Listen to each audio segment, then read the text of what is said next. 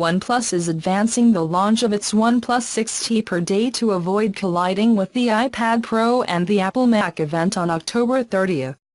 Both events were scheduled to take place in New York on the same day, but OnePlus announced that it will now hold its event on October 29th at the same location and at 11 a.m. Eastern Time.